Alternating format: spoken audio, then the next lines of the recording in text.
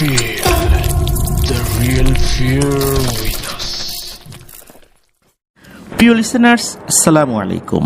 Feel the real fear with us ভয়ের শিহরণ বইয়ের প্রথম ঘটনায় সকলকে স্বাগতম জানাচ্ছি। আমি আফনান। আশা করি সবাই ভালো আছেন, সুস্থ আছেন। প্রিয় লিসেনার্স, আলহামদুলিল্লাহ, আল্লাহ তাআলার কাছে অশেষ কৃতজ্ঞতা জানাচ্ছি এবং আপনাদের কাছেও কৃতজ্ঞতা জানাচ্ছি যে আমাদের ভয়ের শিহরণ বইটি ইতোমধ্যেই শেষ হয়ে গিয়েছে। আর আপাতত এটি নতুন করে পাওয়ার কোনো সুযোগ দেখছি না। সামনে আমরা আরও বেশ কয়েকটি বই নিয়ে কাজ করছি। ভয়ের শিহরণ বইয়ের ঘটনাগুলো অনেকেই শুনতে পারেন নাই, কারণ এই ঘটনাগুলো আমরা প্রচার করিনি সঙ্গত কারণে। আমাদের প্রবাসী অনেক ভাইয়েরা রয়েছেন যারা ভয়ের শিহরণ বইটি পাননি। অনেকেই অনেক কষ্ট করে এই বইটি সংগ্রহ করেছেন। সকলেরই একটি বিশেষ আবেদন ছিল অনেক আগে থেকেই যে ভয়ের শিহরণ বইয়ের ঘটনাগুলো যেন আমরা পর্যায়ক্রমে উপস্থাপন করি, যেমনটা আমরা পাতালবাসী বইয়ের ঘটনাগুলো উপস্থাপন করেছিলাম। সেক্ষেত্রে আমি বারবারই এই প্রশ্নের উত্তরে বলেছিলাম যে এই বইটি যিনি প্রকাশ করেছেন, প্রান্ত প্রকাশন, তো তাদের অনুমতি ছাড়া আমরা চাইলেই এই বইয়ের ঘটনাগুলো ওইভাবে প্রকাশ করতে পারি না। আমরা এই বইমেলায় এই অনুমতিটা পেয়েছি, যার ফলশ্রুতিতে আপনাদের সামনে ভয়ের শিহরণ বইয়ের ঘটনাগুলো তুলে ধরতে পারবো ইনশাল্লাহ। আমরা চেষ্টা করব প্রতি শুক্রবার ইনশাল্লাহ ভয়ের শিহরণ বইয়ের ঘটনাগুলো আপনাদের সামনে তুলে ধরতে। চলুন আজকে ভয়ের শিহরণ বইয়ের প্রথম ঘটনাটি আপনাদেরকে শোনাই। এই ঘটনাটি আমাদেরকে দিয়েছিলেন আফনান দ্য হরর ওয়ার্ল্ডের চিফ মডারেটর সৌমিত্র রয়। ঘটনাটির শিরোনাম ছিল কাটা দানব। চলুন ঘটনায় চলে যাই। এই ঘটনাটি সৌমিত্র রয় সংগ্রহ করেছিলেন ওনার স্কুল জীবনের এক বন্ধুর কাছ থেকে। সঙ্গত কারণে ওই বন্ধুটি তার নাম প্রকাশে অনিচ্ছুক। ঘটনাটি তার বড় চাচার সাথে ঘটেছিল, আর সেই ঘটনাটি তার দাদার মুখে শুনেছিল। ঘটনাটি আনুমানিক 1985 কি 86 সালের দিকে কিশোরগঞ্জের কোনো একটি প্রত্যন্ত গ্রামে ঘটেছিল। বন্ধুর বড় চাচার নাম ছিল মোহাম্মদ আব্দুর রহমান। ঘটনাটি যখন ঘটে তখন ওনার বয়স মাত্র 21 বছর। ওনাদের বাড়িটি ছিল টিনের বাড়ি। রহমান চাচা বারান্দার একটি ঘরে ঘুমাতেন। ওনার বিছানার পাশে একটি জানালা ছিল, যেটি দিয়ে বাড়ির উঠান এবং সামনের অংশ দেখা যেত। উঠান পার হয়েই ছিল ঘন ঝোপঝাড় আর ফসলের ক্ষেত। একদিন রাত্রে রহমান চাচা খাওয়া দাওয়া শেষে যথারীতি ওনার ওই ঘরে ঘুমাতে যান। সেদিন কিছুটা গরম পড়েছিল, তাই উনি বিছানার পাশের জানালাটি খোলা রেখেই শুয়ে পড়েছিলেন। জানালা দিয়ে আসতে থাকা মৃদু ঠান্ডা হাওয়ায় কিছুক্ষণের মধ্যেই ওনার চোখ ঘুমে লেগে আসে। রহমান চাচা হারিয়ে যান ঘুমের রাজ্যে। ঘুমের মধ্যে রহমান চাচা একটি স্বপ্ন দেখতে থাকেন। উনি স্বপ্নে দেখেন যে স্বপ্নের মধ্যেও উনি ওনার সেই ঘরটিতেই শুয়ে আছেন, কিন্তু উনি ঘুমিয়ে নেই। উনি ওনার বিছানার পাশের খোলা জানালাটি দিয়ে এক দৃষ্টিতে বাইরের দিকে তাকিয়ে রয়েছেন। আকাশে পূর্ণ চাঁদ এবং চারপাশ জ্যোৎস্নার ঝলমলে আলোয় দিনের বেলার মতো আলোকিত হয়ে উঠেছে। উনি দেখতে পান ওনার বাড়ির উঠান পেরিয়ে যে ঘন ঝোপঝাড় রয়েছে সেখান থেকে কেউ একজন বেরিয়ে আসছে।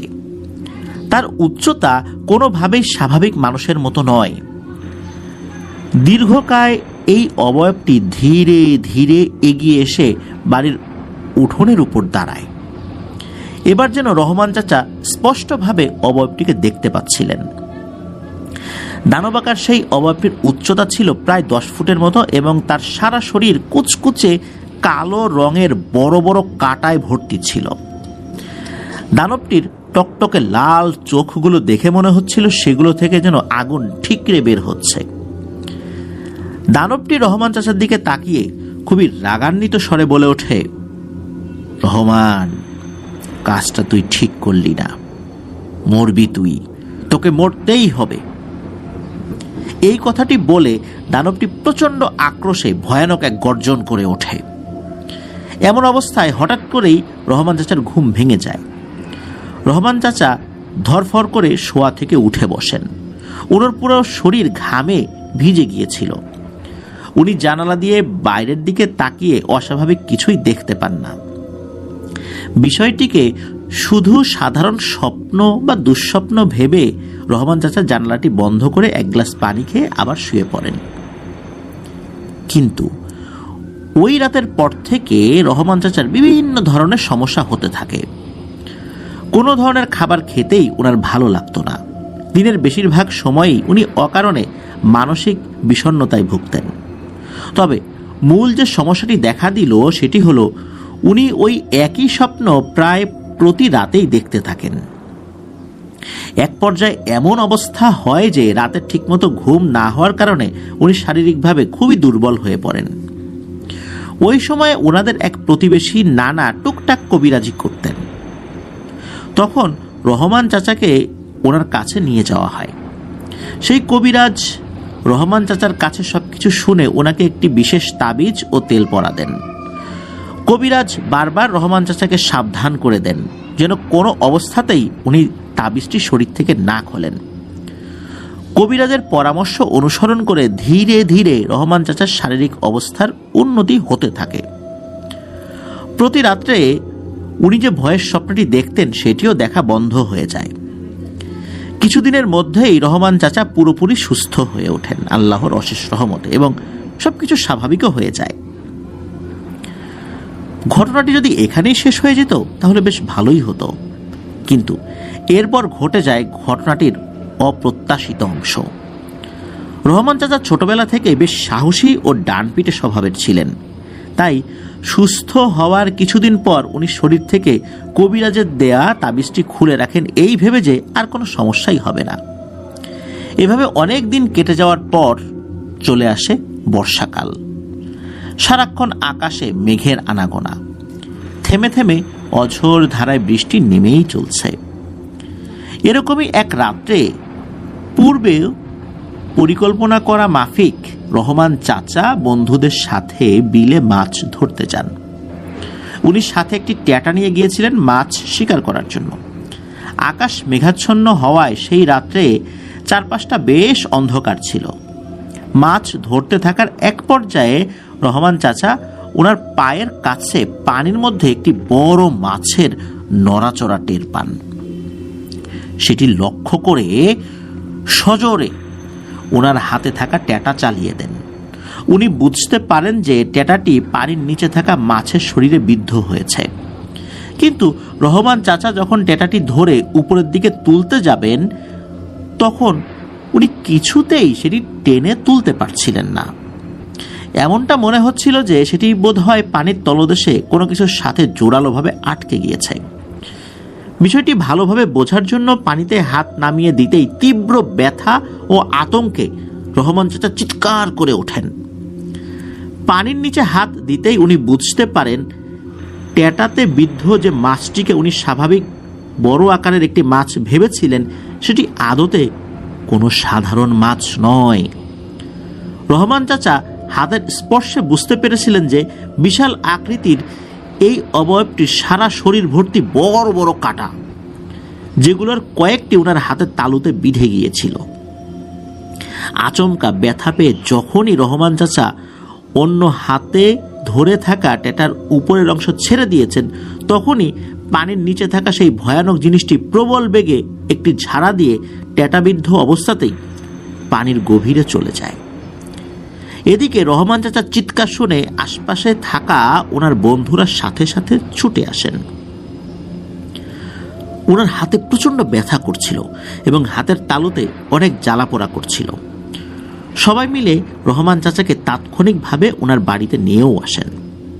বাড়িতে ফিরে উনি ওনার পরিবারের সদস্যদেরকে পুরো বিষয়টি খুলে বলেন।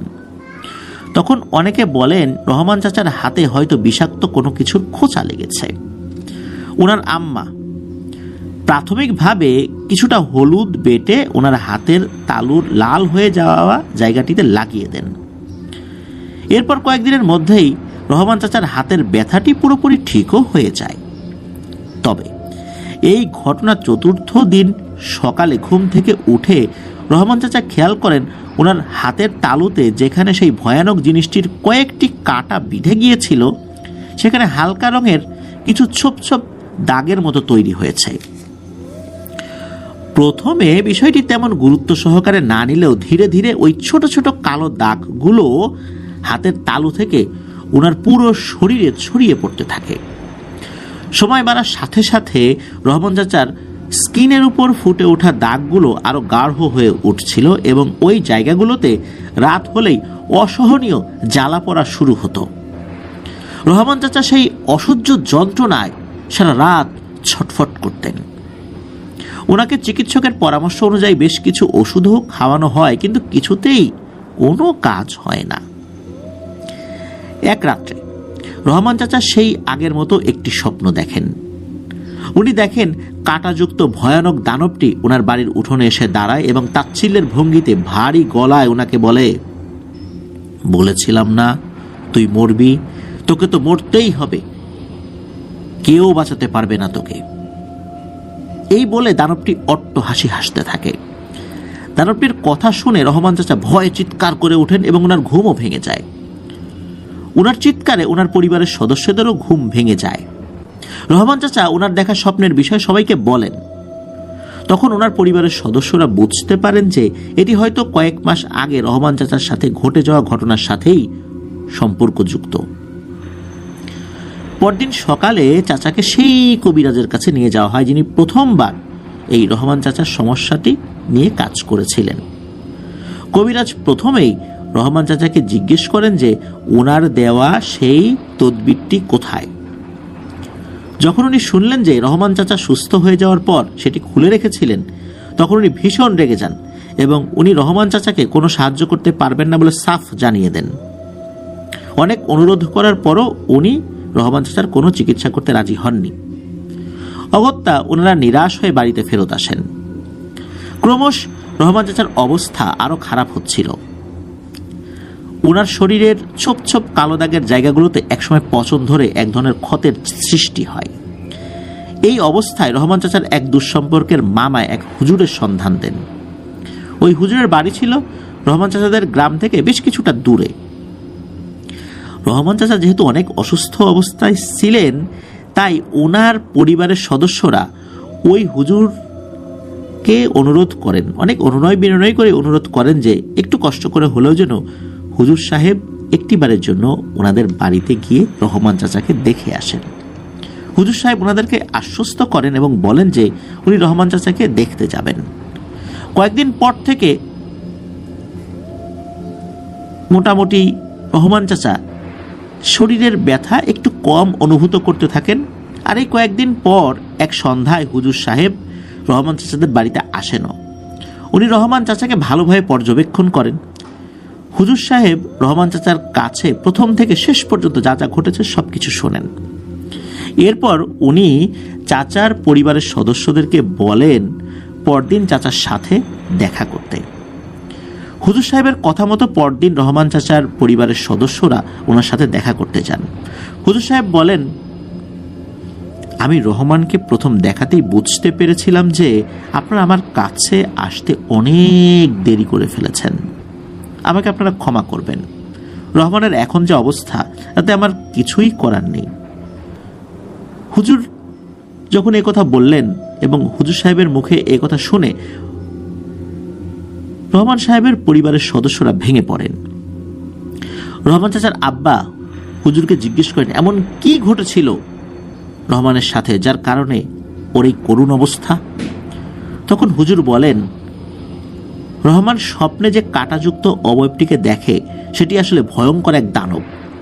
আমি জানার অনেক চেষ্টা করেছি যে কেন দানবটি রহমানের ক্ষতি করেছে, কিন্তু আমি প্রকৃত কারণটি জানতে পারিনি। এছাড়াও দানবটির পরিচয় এবং তার সম্পর্কে বিস্তারিত তথ্য জানার বারংবার চেষ্টা করেও আমি ব্যর্থ হয়েছি। তবে শুধু এতটুকু জানতে পেরেছি যে রহমানের কোনো একটি ভুলের কারণে দানবটি খুবই রাগান্বিত হয়। দানবটি চাইলে অনেক আগেই রহমানকে মেরে ফেলতে পারত, কিন্তু সে সিদ্ধান্ত নেয় যে রহমানকে সে তিলে তিলে যন্ত্রণা দিয়ে মারবে। তাই সে রহমানের উপর প্রভাব বিস্তার করে এবং রহমানের স্বপ্নে এসে বিভিন্নভাবে ভয় দেখাতে থাকে। তবে রহমান তার কি ক্ষতি করেছিল এটি জানা যায়নি। বা সেই বা কেন রহমানের উপর রেগে গেল, রেগে গিয়ে এই ধরনের ক্ষতি করছে, এটাও জানা যায়নি। এরপর কবিরাজের পরামর্শ রহমান যতদিন মেনে চলেছে ততদিন ওই দানবটি প্রচণ্ড শক্তিশালী হওয়া সত্ত্বেও রহমানের কাছে আসতে পারেনি। কিছুদিন পর রহমান যখন বন্ধুদের সাথে মাছ ধরতে যায় তখন ওই দানবটি রহমানের ক্ষতি করার জন্য একটি দারুণ সুযোগও পেয়ে যায়। সে একটি মাছের রূপ ধারণ করে রহমানকে প্রলোভন দেখায়। ওর কাঁটায় থাকা মরণঘাতী বিষাক্ত পদার্থ রহমানের শরীরে প্রবেশ করিয়ে দেয়। আপনারা যদি ঘটনা ঘটার 3 দিনের মধ্যে আমার কাছে রহমানকে নিয়ে আসতেন তাহলে হয়তোবা আল্লাহর ইচ্ছা আমি কিছু করতে পারতাম, কিন্তু এখন আমার পক্ষে রহমানের জন্য দোয়া করা ছাড়া আর কোনো কিছুই করা সম্ভব নয়। হুজুর সাহেবের কাছ থেকে বিদায় নিয়ে রহমান চাচার পরিবারের সদস্যরা বাড়িতে ফিরে আসেন। হুজুর সাহেবের সাথে ওনাদের কি কি কথা হয়েছে সেই সম্পর্কে ওনারা রহমান চাচাকে কিছুই বলেন না।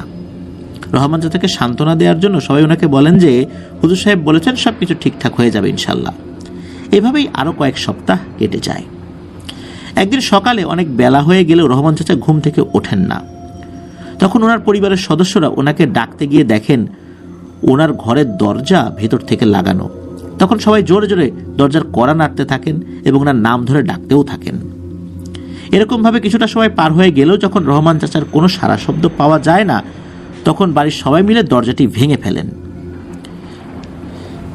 ঘরের ভিতরে ঢুকে ওনারা যে দৃশ্য দেখেন সেটি দেখার জন্য ওনারা যে প্রস্তুত ছিলেন না এটা বলা যাবে না। ওনারা মানসিকভাবে হয়তো বা কিছুটা হলেও প্রস্তুত ছিলেন। ওনারা দেখেন রহমান চাচার নিথর দেহ বিছানার এক কোণে পড়ে রয়েছে, আর রহমান চাচার চোখ, নাক, কান থেকে রক্ত গড়িয়ে পড়ে শুকিয়ে তা কালচে বর্ণ ধারণ করেছে। চোখের সামনে ছেলের এমন করুণ অবস্থা দেখে রহমান চাচার আম্মা এক হৃদয় বিদারক আত্মচিৎকার দিয়ে জ্ঞান হারিয়ে ফেলেন। শোনা গিয়েছে জ্ঞান ফেরত আসার পর ওনার নাকি শরীরের একাংশ অবশ হয়ে যায়, মানে প্যারালাইসিস হয়ে যায়। যখন এই ঘটনাটি সংগ্রহ করা হয় তখনও নাকি রহমান চাচার আম্মা এই অবস্থাতেই ছিলেন। এভাবেই রহস্যময় কোনো এক ঘটনার কারণে রহমান চাচার এই করুণ পরিণতির মাধ্যমেই এই ঘটনাটির ইতি ঘটে। এটি ছিল ঘটনা। প্রিয় লিসেনার্স, আপনাদের কাছে কি মনে হয় কি হতে পারে? কেনই বা রহমান চাচার সাথে এমনটা হলো যেটা হুজুরও জানতে পারলেন না? আমি এ বিষয়ে একটু কথা বলতে চাই। সেটি হচ্ছে যে এমন ধরনের কিছু জিন রয়েছে যেগুলো সম্পর্কে কোনো তথ্য সচরাচর জানতে পারা যায় না। এর আগে আমরা একটি ঘটনা শেয়ার করেছিলাম। সেই ঘটনায় একটি ব্যাঙ ছিল, ব্যাঙের মনি রিলেটেড একটি ঘটনা ছিল, যেখানে ওই ব্যাঙটিকে আঘাত করা হয়। এরপর ভয়ঙ্কর ধরনের পরিণতি নেমে আসে এই আঘাতকারী ব্যক্তির উপরে। জিনেদের মাধ্যম দিয়ে খোঁজ খবর নেওয়ার চেষ্টা করা হয়। জিনেরাও এই বিষয়ে কোনো খোঁজ খবর নিতে পারেনি, কারণ এগুলো এমন এক ধরনের জিন সম্প্রদায় যাদের সাথে যোগাযোগ করা যায় না। এরা স্বাভাবিকভাবে অন্য জিনেদের সাথে মেশেও না। এরা এমন এক ধরনের সম্প্রদায় যারা জিন সমাজ থেকে সম্পূর্ণভাবে আলাদাভাবে থাকে, অথচ তারা জিন। তাদের সবকিছু আলাদা। হয়তোবা রহমান চাচা নিজের ভুলেই এই ধরনের কোনো একটা জিনের ক্ষতি করে ফেলেছিলেন, কিন্তু কিভাবে কোন অবস্থাতে করেছিলেন এটা উনি নিজেও বলতে পারেন না। আর এই কারণেই ওই জিনটি প্রচন্ড রকমের ক্ষিপ্ত হয়েছিল। প্রিয় লিসেনার্স, আমাদের চ্যানেলে যারা বিভিন্ন ধরনের ঘটনা শুনেছেন আপনারা হয়তোবা অনেকেই অনুমান করতে পারবেন। আমারও অনুমান এটাই যে রহমান চাচা হয়তোবা নিজের অজান্তেই এমন কোনো প্রাণীকে আঘাত করেছিলেন বা হত্যা করেছিলেন যেটি ছিল জিন। অথবা এমনও হতে পারে যে উনি ওনার চলার পথে ওই কাঁটাওয়ালা ওই জিনের কোনো ক্ষতি করেছিলেন, যার কারণে ওই জিনটি এইভাবে ক্ষিপ্ত হয়েছিল। আমার কাছে এটাও মনে হয় যে ঠিকমতো চিকিৎসা আসলে করা হয়নি, কারণ শুধু একটি তাবিজ দিয়ে তার এই চিকিৎসা পদ্ধতিটা থামিয়ে দেয়া এটি একটি ভুল সিদ্ধান্ত ছিল। আরও ভালো কোনো হুজুর দেখানোর মাধ্যম দিয়ে এই বিষয়টার নিয়ে আরও পুঙ্খানুপুঙ্খ যাচাই বাছাই করে সেটার ভালো কোনো চিকিৎসা গ্রহণ করা উচিত ছিল। যেহেতু ওই তাবিজটা গ্রহণ করার পর আপাতত দৃষ্টিতে সেটা থেমে গেছে বলে মনে হয়েছে, রহমান চাচাও চিন্তা করছেন উনি সুস্থ হয়ে গেছেন, যার কারণে উনি কবিরাজের দেয়া পরামর্শ মেনে চলেন নাই, আর ওই ভয়ঙ্কর দানবটিও সেই সুযোগ পেয়ে যায়। আরও একটি ব্যাপার হচ্ছে, এটা আমাদের এর আগেও কয়েকটি ঘটনা আমি বলেছিলাম, আমি একটি ঘটনা শেয়ার করেছিলাম, এটা রাজবাড়ির ঘটনা ছিল। ঘটনাটির শিরোনাম ছিল বিষ পিশাচ।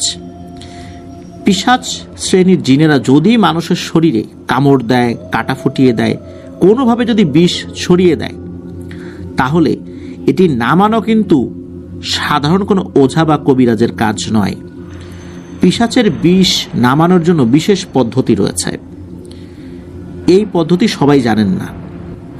সুতরাং যদি আমাদের মধ্যে কেউ এই ধরনের সমস্যার শিকার হয়েই যায়, তাহলে কাল বিলম্ব না করে ভালো কোনো রাকি বা ওঝার কাছে যেতে হবে। এমন ওঝা না যিনি সাপের বিষ নামান। সাপের বিষ আর পিশাচের বিষ কিন্তু এক জিনিস নয়, এটা কিন্তু মাথায় রাখতে হবে। সাপুরেদের কাছে গেলে কিন্তু হবে না। এটি নামানোর পদ্ধতিও ভালো কোনো রাকি, আলেম অথবা ভালো কোনো কবিরাজ জানতে পারেন। তবে এই কবিরাজগুলোর সংখ্যা ইদানিং অনেক কমে গিয়েছে। এই ধরনের কবিরাজগুলো এখন অনেকেই মারা গিয়েছেন। হাতে গোনা যা কয়েকটা আছে সেগুলো আসলে তথ্য আমাদের কাছে থাকে না, বা আমরা এরকম জানিও না। আর যারা জীবিত আছেন, হয়তোবা কারো কারো সন্ধানে আছেন এরকম কিছু ব্যক্তি। আর এই ধরনের ব্যক্তিগুলো হয় কি, ওনারা মৃত্যুর পূর্বে এগুলো কাউকে আসলে ওইভাবে শেখায় যান না, কারণ এই বিদ্যার অপব্যবহার হতে পারে। তারা যখন এই বিদ্যাটা শেখেন, তারা তাদের গুরুর কাছে প্রতিশ্রুতিবদ্ধ থাকেন যে এমন কাউকে শেখানো যাবে না যে লোভে পড়ে এই বিদ্যাটার অপব্যবহার করবে। এই কারণেই সারা জীবনে তারা ওই ধরনের ব্যক্তিকে পানও না, কখনো কখনো নিজের ছেলেপেলেদেরকেও শিক্ষা দিয়ে যান না। এইভাবেই এই বিদ্যাটা হারিয়ে যাচ্ছে। আল্লাহ আমাদেরকে হেফাজত করুন এই ধরনের হঠাৎ বিপদ আপদ থেকে। প্রিয় লিসেনার্স, আজকের এপিসোডটি এখানেই সমাপ্তি ঘোষণা করছি। আগামীকাল শনির রাতে আমরা সম্পূর্ণ অদ্ভুত ধরনের একটি ঘটনা নিয়ে আসতে যাচ্ছি। এটাকে ড্যান্সিং প্লেগ বলে। এক রহস্যময় ঘটনা। পৃথিবীতে বিভিন্ন সময় এই ধরনের ঘটনা ঘটেছে, বহু মানুষের মর্মান্তিক মৃত্যু হয়েছে। কিন্তু কেন হয়েছে, বিজ্ঞান এই টাইপের ঘটনাগুলো গবেষণা করে কিছু কিছু তথ্য দিলেও এটা চূড়ান্ত সমাধান আজও হয়নি। অনেকেই ধারণা করেন ভয়ঙ্কর কোনো এক পিশাচের হাত রয়েছে এর পিছনে। ঘটনাটি শুনতে আগামীকাল আমাদের শনি রাতের যে এপিসোডটি, সেটার জন্য অপেক্ষা করতে হবে। শোনার আমন্ত্রণ জানাচ্ছি। আজকের মতো বিদায় নিচ্ছি। সবাই ভালো থাকবেন, সুস্থ থাকবেন। আমার জন্য দোয়া করবেন, আমার পরিবারের জন্য দোয়া করবেন। আপনাদের জন্য দোয়া রইল, আপনাদের পরিবারের প্রত্যেকের জন্য দোয়া রইল। মহান আল্লাহ সুবহানাহু ওয়া তাআলা আমাদেরকে ভালো রাখুন, সুস্থ রাখুন, নিরাপদে রাখুন, আফনান দ্য ওয়ার্ল্ডের সাথে রাখুন। আসসালামু আলাইকুম। প্রিয় লিসেনার্স,